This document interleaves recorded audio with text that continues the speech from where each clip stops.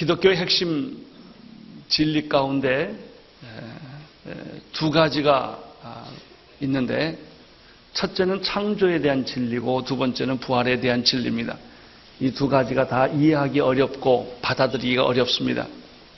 왜냐하면 창조에 관한 진리도 인간의 이성으로 이해되지 않기 때문에 그렇습니다. 진화론은 인간의 이성에 딱 맞습니다. 그러나 창조론은 믿음으로 이해해야만 창조론이 이해될 수가 있습니다. 마찬가지로 기독교 진리에 있어서 핵심 진리이면서도 사람들이 이해하기 어려운 것이 부활입니다. 십자가는 이해 잘합니다. 당신도 죽고 나도 죽고 내 주변에 죽는 사람이 많기 때문에 죽음은 누가 안 가르쳐줘도 압니다. 죽음이 오는 걸 알고 있고요. 죽음이 오면 불안하고요. 두렵고 겁이 납니다. 그 죽음을 환영하기를 원하지 않습니다. 그러나 부활은 인간 안에 없는 것입니다.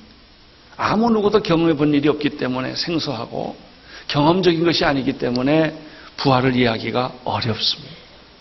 그러나 기독교의 핵심 진리는 인간의 이성으로 이해하기 어려운 창조론과 부활론에 있다는 것입니다.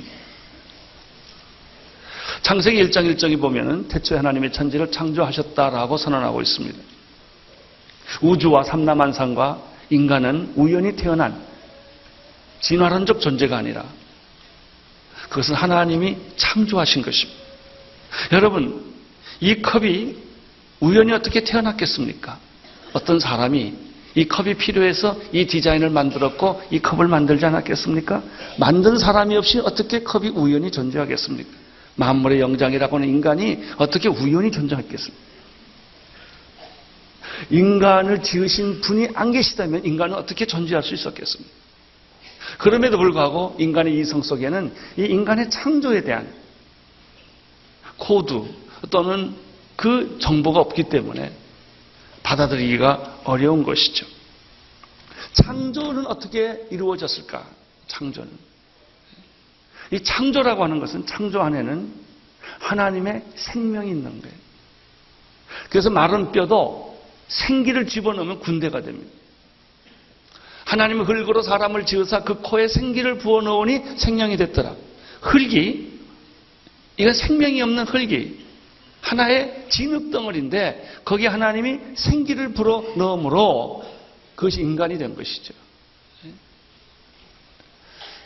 하나님이 만드는 창조는 유에서 유를 창조하는 것이 아닙니다. 그건 인간이 하는 창조예요. 인간의 창조는 모두 유에서 유를 만드는 것입니다. 그러나 하나님의 창조는 무에서 유를 만드는 것입니다. 어떻게 무에서 유가 창조될 수 있었을까? 그 안에 하나님의 생명이 있었기 때문에 그런 것입니다. 이것은 이성으로 이해되지 아니하고 경험으로 이해되지 아니하고 합리성으로 이해되지 아니하는 것입니다. 이성으로 이해하려면 너무나 고통스러운 거예요. 합리성으로 이해하려면 내 경험이 없는 것이기 때문에 상상할 수가 없는 것이죠. 그러나 성령이 임하면 믿음으로 이것을 보면 하나님의 창조를 받아들일 수가 있습니다. 하나님의 창조를 받아들일 때 성경의 문이 열리기 시작합니다. 창조를 받아들이지 않으면 성경은 닫힌 책입니다. 여러분, 예수님이 물 위로 걸으시고 안전병이 일으키시고 봉사 눈을 뜨게 하고 귀목을 귀를 열게 하는 모든 기적은요 간단한 거예요. 하나님이 세상을 창조했다고 생각하면 이것은 아주 작은 문제들이에요. 또 하나 인간이 이해하기 어려운 것이 오늘 예수님이 부활하신 이 부활입니다. 부활이란 무엇입니까? 죽었다가 다시 살아난 것입니다. 근데 여기 조금 더 예민하게 이 정의를 할 필요가 있어요. 죽었다가 다시 살아났다가 또 죽으면 그건 부활이 아닙니다. 나사로는 죽었습니다. 예수님이 다시 살렸습니다. 근데 또 죽었습니다. 그래서 나사로를 부활했다고 말하지 않습니다. 사실은. 부활은 죽었다가 다시 살아났는데 영원히 사는 걸 말합니다. 그래서 예수 그리스도의 부활이 진짜 부활입니다. 그분은 죽었다가 다시 살아났는데 또 죽지 않았습니다. 예수님. 승천하셔서 영원히 사신 것입니다. 예수님은 요한복음 11장 25절 26절에서 다음과 같이 말씀하셨습니다. 자막을 통해서 같이 읽겠습니다. 예수께서 가라사대 나는 부활이요 생명이니 나를 믿는 자는 죽어도 살겠고 무릇 살아서 나를 믿는 자는 영원히 죽지 아니하리라. 내가 믿느냐? 어떻게 살아서 나를 믿는 자는 영원히 죽지 아니할 수 있을까? 이 말이 굉장히 이해하기가 또 어렵습니다. 그러나 두려워하지 마십시오. 죽음이라고 하는 것은 끝이 아니에요. 통과하는 문이에요. 이번에 저희 장모님 장례식에 우리 목사님 한 분이 설교하실 때 굉장히 중요한 말을 하나 했어요. 죽음은 하나님의 선물이다. 보통 죽음을 저주라고 생각합니다. 그게 죽음을 싫어합니다.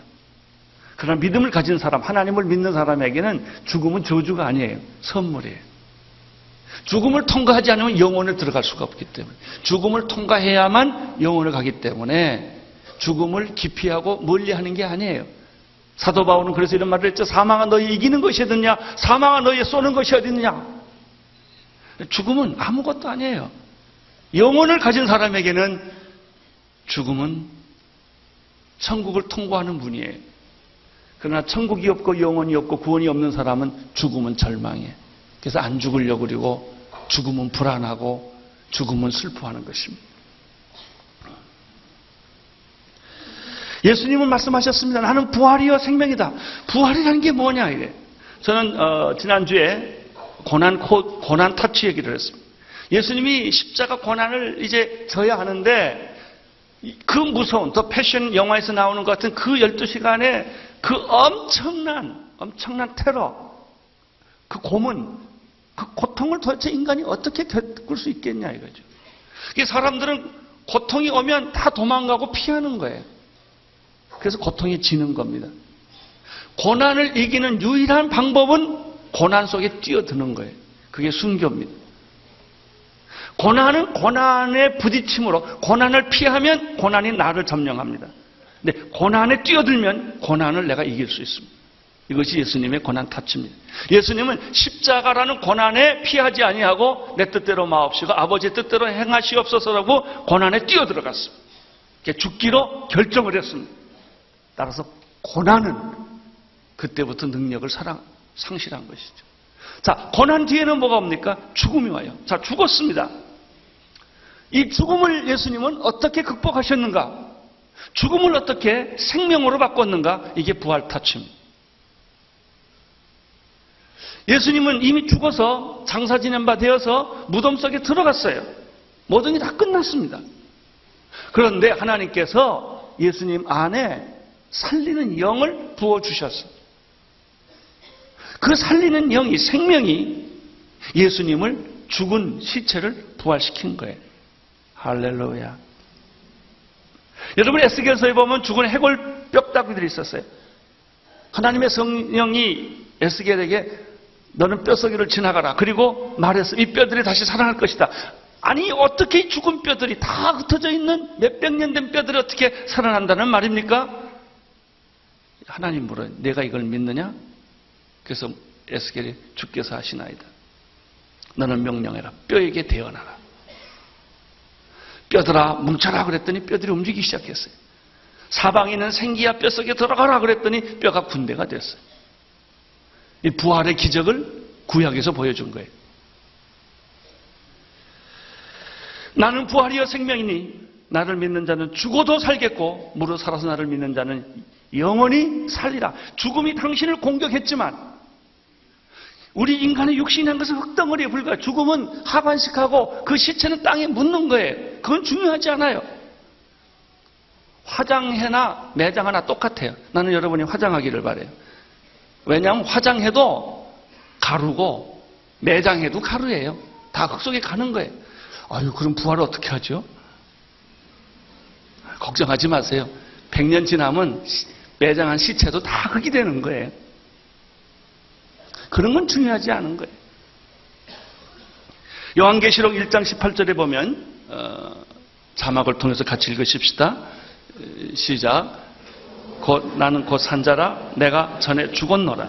볼지어다 이제 세세토록 살아있어 사망과 음부의 열쇠를 가졌노라. 자, 여기 중요한 것은 내가 살았노라, 죽었노라, 그리고 내가 세세토록 산다 이렇게 되어 있어요. 여러분 부활은 죽었다 살았다 또 죽는 게 아니에요. 영원히 사는 것입니다. 여러분은 영원히 사는 줄로 믿으시기를 바랍니다. 죽음은, 마귀가 죽음을 가지고 있었을 때는 죽음은 위협적인 거예요. 그러나 죽음이 하나님의 손에 있었을 때는 그건 영광스러운 거예요. 죽음은 영광스러운 거예요.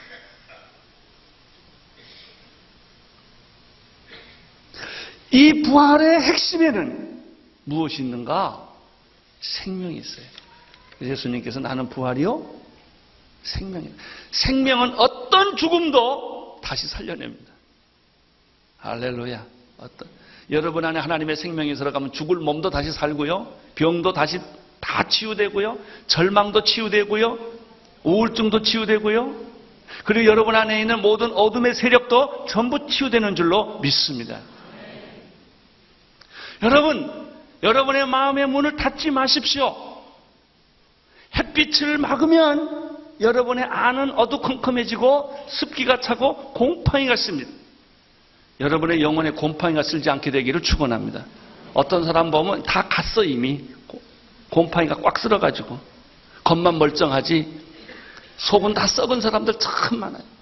그런 사람은 어떻게 해야 돼요? 문을 활짝 열어서 신선한 공기를 마셔야 돼요. 그러면 여러분의 방 안이 뽀송뽀송해져요. 한번 여러분 옆에 있는 분한테 그렇게 막 당신의 영혼이 뽀송뽀송해지기를 축원합니다. 곰팡이가 쓸지 않게 되기를 축원합니다. 예? 햇빛을 받아들이십시오. 신선한 공기를 받아들이십시오. 문을 활짝 여십시오. 문을 닫지 마세요. 햇빛을 차단하지 마세요. 부활을 받아들이세요. 생명을 받아들이세요. 죽은 영혼이 살아납니다. 모든 내 영혼의 절망과 좌절은 사라질 것입니다. 부정적인 생각도 사라질 것입니다. 그리고 내 입술 속에 찬양이 터져나올 줄로 믿습니다. 부활 타치. 로마서 8장 11절에 보면 예수님이 정말 사도 바울이 재밌는 말을 했어요. 한번 11절 8장 11절을 자막을 통해서 읽겠습니다. 시작. 예수를 죽은 자 가운데서 살리신 이의 영이 너희 안에 거하시니 그리스도 예수를 죽은 자 가운데서 살리신 이가 너희 안에 거하시는 그 영으로 말미암아 너희 죽을 몸도 살리는. 예수님이 부활했다면 부활하게 하는 그 영이, 하나님이 부활의 영을 예수님에게 생명의 영을 집어넣어줘서 시체가 다시 살아났다고 한다면 당신이 죽은 후에, 잘 들으세요, 죽은 후에 그 부활의 영이 당신 안에 들어감으로 말미암아 당신의 죽을 몸도 다시 할렐루야 살아납니다. 빨리 옆에 있는 사람한테 당신도 삽니다. 당신도 삽니다. 당신 죽지 않습니다. 죽어도 다시 삽니다. 영원히 삽니다. 네? 이 말이에요. 할렐루야. 나는 우리 민족도 살아날 것을 믿습니다. 지금요 탄핵 정국 있고 총선이 있고 많이 있지만 우리가 걱정하는 것이 많이 있지만 하나님의 영이 이 민족 가운데 들어오면 이 민족이 부활할 줄로 믿습니다. 그러나 실제로 부활은 인간의 이성으로 이해하기 어려운 주제예요. 아무리 설명해도 이해가 잘 안 돼요. 이게 잘 못 믿는 거예요. 부활이라고 하는 것은 죽음에 대한 승리요, 죄에 대한 승리요, 사단에 대한 승리예요. 그런데 그 승리가 어떤 승리냐면 불완전한 승리가 아니라 완전한 승리요, 과정이 아니라 궁극적인 승리요, 순간적인 승리가 아니라 영원한 승리라는 거예요. 안심하십시오. 부활은 완전한 승리입니다. 궁극적 승리입니다. 영원한 승리입니다. 하나님의 승리는 결코 실패하지 않습니다. 하나님은 바꾸지 않아요. 우리같이 변덕쟁이가 아니에요. 하나님이 여러분의 주신 구원은 궁극적인 구원이요, 완전한 구원이요, 영원한 구원을 믿으시기를 바랍니다. 그렇지만 인간은 이 부활에 대해서 오늘, 과거에도 똑같이 그걸 못 믿는 사람들이 많이 있었다는 거예요. 인간의 이성으로 이해가 안 되니까. 죽음은 쉬워요. 죽으면 되니까. 그런데 부활은 정말 성령이 함께하지 아니하면, 믿음의 눈으로 보지 아니하면 이 부활이 보이지 않아요. 자, 부활이 안 보이면 어떻게 되느냐? 죽음으로 끝나는 거예요. 죽음을 구원할 수 있는 부활 터치가 예수님에게 있었고 여러분에게 있게 되기를 축원합니다. 성경을 보면 예수님의 그 부활을 목격한 사람, 증인들이 굉장히 많이 있습니다. 제일 먼저 목격한 사람은 막달라 마리아였습니다. 그리고 또 다른 마리아가 예수님의 부활을 목격했습니다. 그리고 세 번째 목격한 사람이 베드로였습니다. 베드로와 요한이 빈 무덤을 발견합니다. 그 빈 무덤에 있는 빈 무덤을 발견한 예수님은 무덤 속에 없었어요. 어디 계셨느냐? 엠마오 도상에 가는 두 제자에게 예수님이 나타났습니다. 그리고 예수님의 제자들이 모였을 때 예수님이 나타났는데 그때는 10명이라고 성경이 말하고 있어요. 왜 10명이냐? 예수님을 팔아먹은 유다가 없어요. 거기는 자살했기 때문에. 그 다음에 또 한 사람이 없어요. 게을른 도마가 없어요. 도마가 앙탈을 하는 겁니다. 나는 당신이 아무리 말해도 못 믿겠다. 내 눈으로 보고 내 손으로 만져봐야만 나는 믿겠다. 예수님은 안 믿으려면 관 덜어 나 같으면 그럴 텐데 예수님은 안 그래요. 친히 나타나서 내 손을 만져봐라. 내 옆구리를 만져봐라 그랬어요. 그래서 그 두 번째는 11명 가운데 예수님이 나타났어요. 그 다음에 예수님이 갈릴리 호수에서 500여 형제에게 일시에 보여준 적이 있습니다. 예루살렘에서 야고보에게 나타났습니다. 승천하시기 전에 120명 제자들에게 예수님이 자기 부활하신 몸을 보여주었습니다. 다메섹에서는 자기를 핍박하는 사도 바울에게 만나 주셨습니다. 사도행전 7장에 보면은 돌에 맞아 스데반이 순교할 때 하늘이 열리고 예수님이 하나님 우편에 앉아 계신 것을 스데반이 보았습니다. 성전에서 바울이 예수님을 또 만났습니다.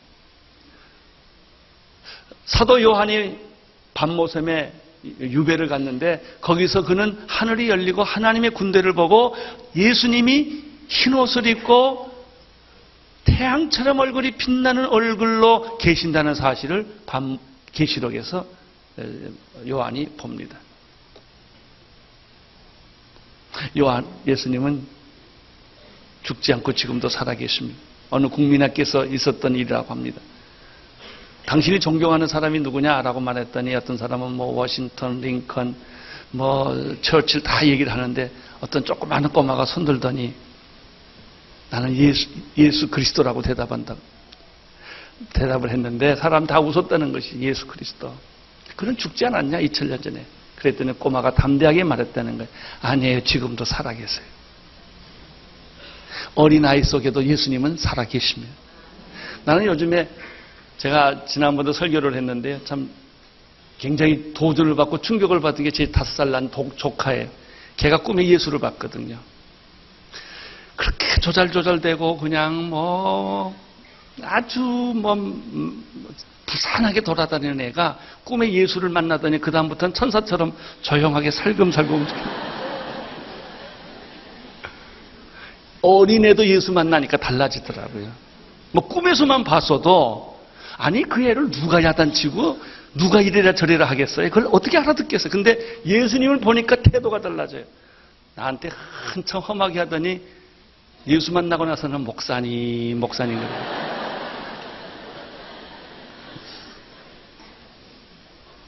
예수님이 죽었다면 누가 죽은 사람을 위해서 이렇게 모이겠습니까? 예? 누가 죽은 사람을 위해서 새벽부터 모여 기도하겠습니까?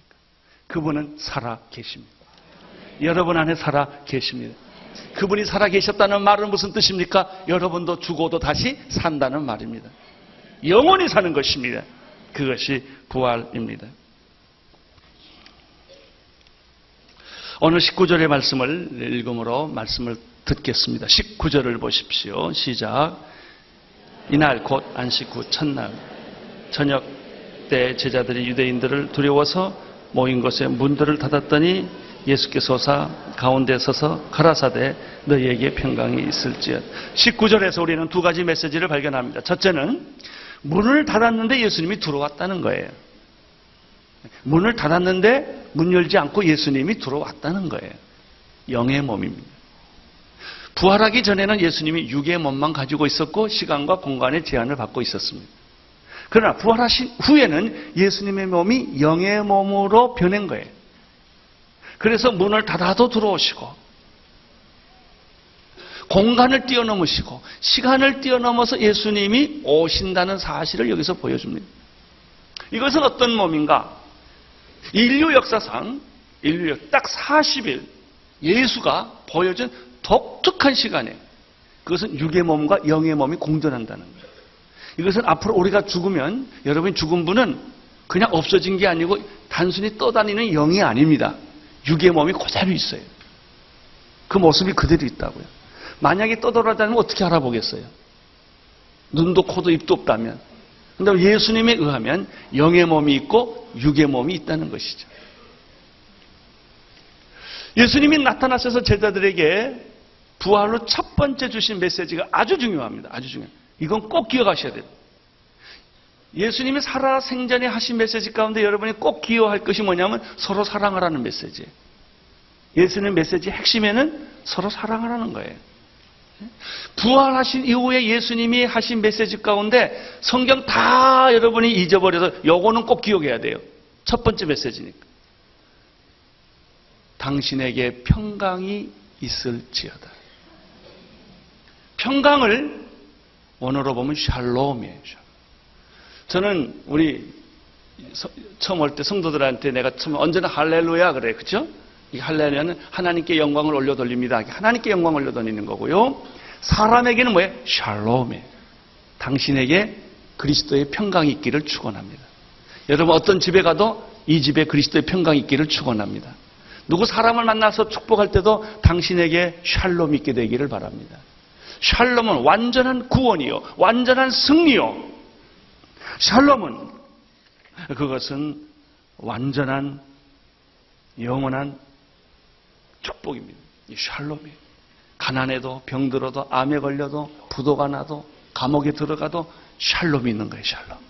샬롬을 가진 사람에게는 두려움이 없어져요. 불안이 없어져요. 어떤 사람 돈 많이 가지고 불안한 사람이 있고 어떤 사람은 돈 하나도 없이도 불안하지 않는 사람이 있어요.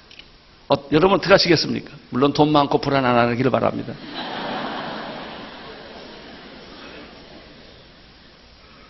병들어도 죽음이 와도 모든 것을 다 잃어버려도 내 마음에 하나님이 주신 이 샬롬은 뺏기지 않는다 말이죠.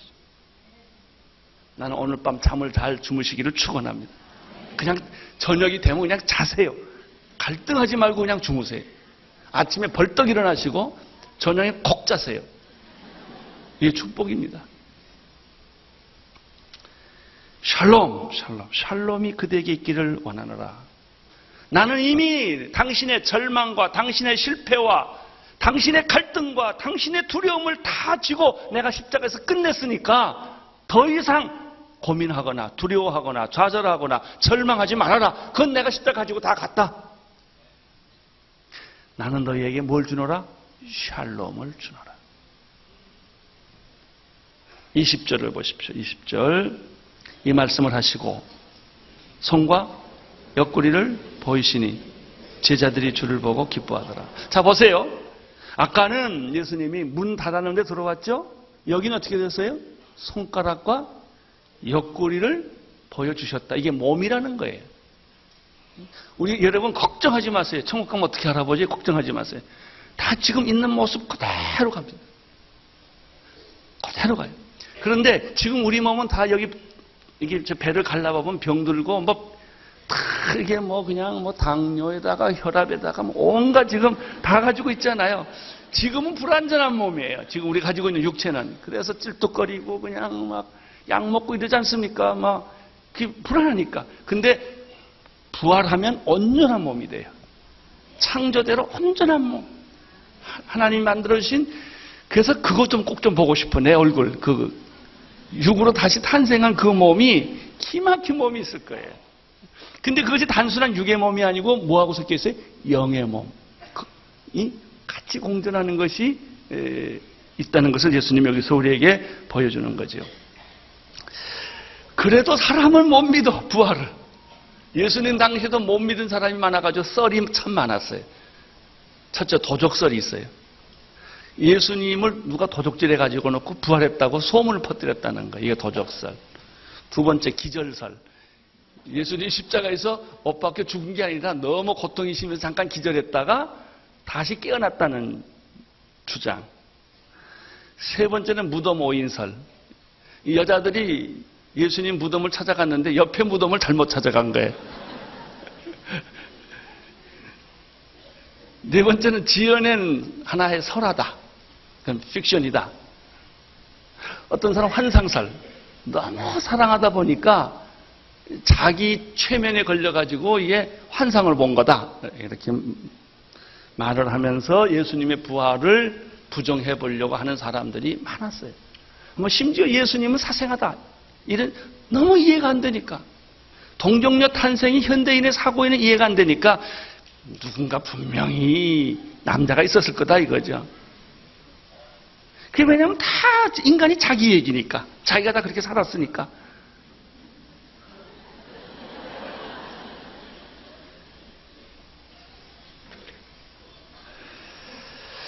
자, 21절을 보십시오. 21절. 예수께서 또 가라사대 너희에게 평강이 있을지어다. 아버지께서 나를 보내신 것 같이 나도 너희를 보내노라. 자, 여기서 예수님이 또 가라사대 두 번째 똑같은 말을 합니다. 무슨 말했죠? 평강이 있을지어다. 너희에게 평강이 있을지어다. 저도 예수님이 한 번 하면 나도 한 번 하고 두 번 하면 두 번 해야 돼요. 옆에 있는 분에게 빨리 한 번 또 하세요. 그대에게 평강이 있을지어다. 모든 불안이 떠나가고 염려가 떠나가고 죄가 떠나가고 평강이 오면 이게 다 떠나가는 거예요. 평강하고 불안은 같이 공존하지 않습니다. 빛과 어둠은 같이 공존하지 않습니다. 여러분이 빛을 받아들이면 어둠이 없어지는 거고 평강을 받아들이면 모든 불안과 염려가 사라지는 거예요. 여러분이 지고 있는 불안의 무게는 얼마나 큰 거예요. 어떤 사람은 아침에 일어나도 못해. 밤새도록 고민해가지고 불안한테 TKO 당해가지고 못 일어나 그냥. 그 불안이 사라지기를 축원합니다. 피곤이 사라지기를 축원합니다. 모든 염려, 근심, 걱정뿐만 아니라 미래에 대한 좌절감, 열등감도 사라지기를 축원합니다. 이게 뭐냐면 평강이 그대에게 있을지어다라는 말이에요. 이 축복이 얼마나 큰 건데요. 그냥 옆에 사람 탁 평강이 그대에게. 이것도. 또 어떤 사람은 보면 집에다가 현판 하나 붙여. 이 집에 들어오는 모든 이에게 평화를. 그런 거 있잖아요. 그것도 좋은 말이에요. 우리 집에 들어온 사람은 다 평강할지어다. 우리 교회 오는 사람은 다 평강이 있을지어다. 네? 이 교회 오는 사람은 다 어떤 문제를 가지고 당신이 세상에서 실험했다 할지라도 부활하신 예수님의 평강이 그대에게 있을지어다. 예수님이 두 번 얘기했다는 거 기억하세요? 그리고 난 다음에 예수님이 두 번째 메시지를 합니다. 하나님이 나를 세상에 보낸 것처럼 나도 너희를 세상으로 파송하노라. 이게 두 번째 메시지. 예수님의 메시지는 무엇인가? 내가 너를 보내노라. 가난한 데로, 병든 데로, 분열이 있는 데로, 전쟁이 있는 곳으로, 절망이 있는 곳으로, 가난한 곳으로. 당신이 가서 내가 세상에 와서 해결한 것처럼 너도 그 문제를 해결해 주어라. 파송해, 파송. 평강이 그대에게 있을지어다. 두 번째 뭐예요? 내가 너를 보내노라. 할렐루야. 내가 너를 보내노라. 악기를 하시는 분은 참 좋겠어요. 어디 가서나 이거 해주면 되니까. 은사가 있으면 참 좋아요. 봉사할 게 있으니까. 또 옆에 있는 예수님이 말이니까 여러분도 해야 돼요. 옆에 있는 내가 너희를 보내러가 아니라 그러면 곤란해. 예수님이 그 나한테 하는 말이거든요. 예수님이 너 보고 가라고 그랬더니 얘 너 보고 가래. 아닙니다. 여러분 보고 가라는 거예요.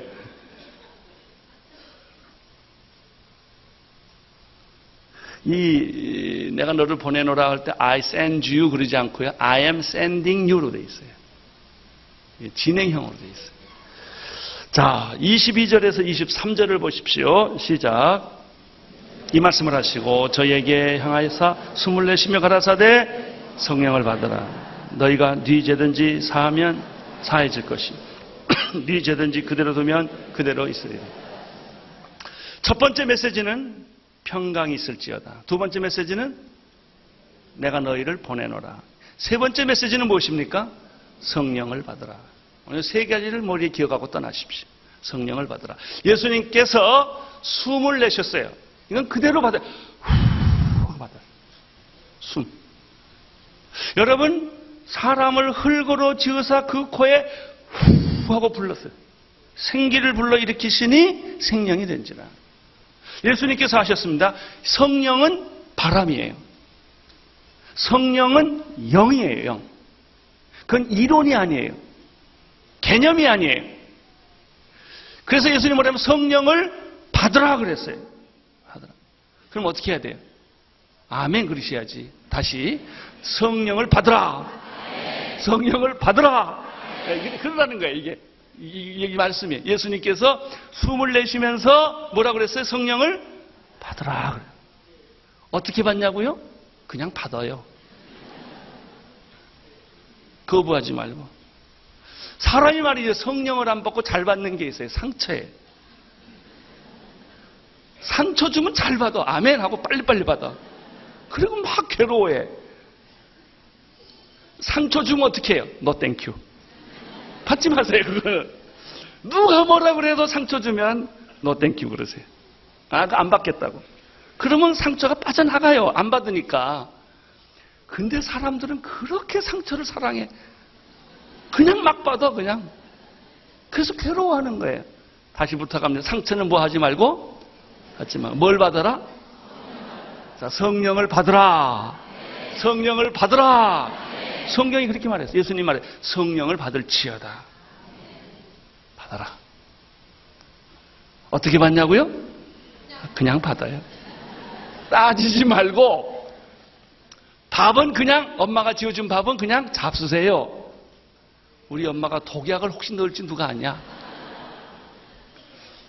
그리고 조사하지 마세요. 이 밥의 영양가가 뭐냐고 따지지 마세요. 밥은 그냥 사랑으로 주는 밥은 사랑으로 먹어야 돼. 아내가 주는 밥을 그냥 잡수세요. 이 아내가 날 죽이려고 그런지도 모르겠다. 그러면 밥맛도 없고 당신에게 이게 불안을 주는 겁니다. 여러분 성령님은 어떻게 해야 돼요? 받으셔야 돼요. 오늘 예수님 그랬어요. 내가 너에게 평강을 주노라. 두 번째 뭐예요? 나를 내가 파송하노라. 세 번째가 뭐예요? 성령을 받으라. 받으라 그랬어요. 할렐루야. 오늘 이 설교를 듣는 사람이 다 성령 충만하기를 축원합니다. 부활에 대해서 두 가지 성경 구절을 읽고 마치겠습니다. 고린도전서 15장 12절에서 14절 자막을 통해서 함께 읽도록 하겠습니다. 시작. 그리스도께서 죽은 자 가운데서 다시 살아나셨다 전파되었거늘 너희 중에서 어떤 이들은 어찌하여 죽은 자 가운데서 부활이 없다 하느냐? 만일 죽은 자의 부활이 없으면 그리스도도 다시 살지 못하였으리라. 그리스도께서 만일 다시 살지 못하였으면 우리의 전파하는 것도 헛것이요 우리의 믿음도 그렇습니다. 부활이 없으면 우리의 믿음이 말짱 헛거라는 겁니다. 그건 도덕이고 윤리예요. 종교적인 한 현상이지. 그것은 구원이 아닙니다. 두 번째 고린도전서 15장 42절에서 45절의 말씀을 읽겠습니다. 시작. 죽은 자의 부활도 이와 같으니 썩은 것으로 심고 썩지 아니할 것 다시 살며 욕된 것으로 심고 영광스러운 것으로 다시 살며 약한 것으로 심고 강한 것으로 다시 살며 육의 옷을 심고 신령한 몸으로 다시 사나니 육의 몸이 있은즉 또 신령한 몸이 있느니라. 기록된 바 첫사람 아담은 산 영이 되었다 함과 같이 마지막 아담은 살려주는 영이니라. 부활은 무엇인가? 썩는 것으로 심고 썩지 않은 것으로 다시 사는 것이다. 우리는 전부 썩는 것만 경험하고 살았어요. 그래서 우리의 인생의 경험은 쓰레기 같은 거예요. 아름다운 게 별로 없고요. 감동이 없고요.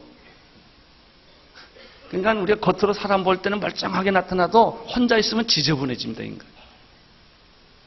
참 이상해. 고약해, 인간이. 썩는 것으로 심었지만 부활은 썩지 않는 것으로 다시 탄생한다. 두 번째, 욕된 것으로 심고 영광스러운 것으로 다시 태어난다. 세 번째, 약한 것으로 심었지만 내가 약할 때 강합니다. 강한 것으로 태어난다.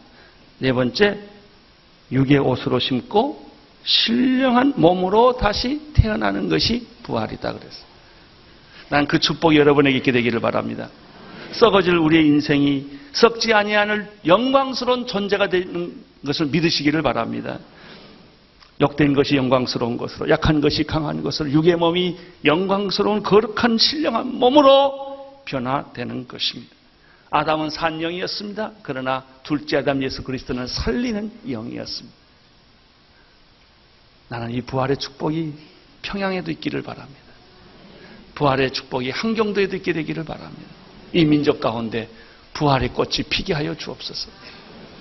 북한에 있는 그 교회가 봉수대 교회에서 부활절 예배를 이동호 목사님이 드리고 왔는데, 서울에서 온 문모 목사님이 설교를 하는데 이런 설교를 했대요. 부활이란 청계천에 노조하는 사람이 다시 부활해서 민주화 세력을 만든 게 부활이다, 이렇게 설교를 하더래요. 그건 부활 아닙니다. 예수님이 다시 살아난 것이 부활입니다. 그게 부활입니다. 부활의 영광이 여러분에 있게 되기를 축원합니다. 기도하겠습니다. 하나님 아버지, 사랑하는 믿음의 성도들이 부활의 영광스러운 신령한 몸으로 태어나게 하여 주옵소서. 예수님 이름으로 기도드립니다. 아멘.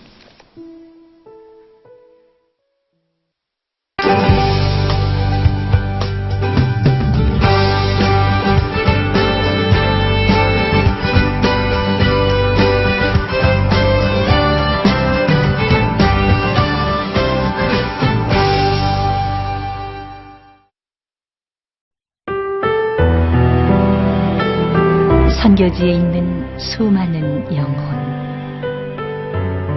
이들이 어떤 삶을 살지라도 예수님이 없으면 그들은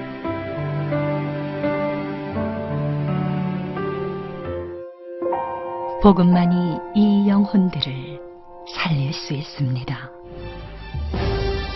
CGN TV는 4개의 위성을 사용 유럽, 아프리카, 아시아, 미주 대륙에 복음의 말씀과 기독문화 컨텐츠를 방송하고 있습니다.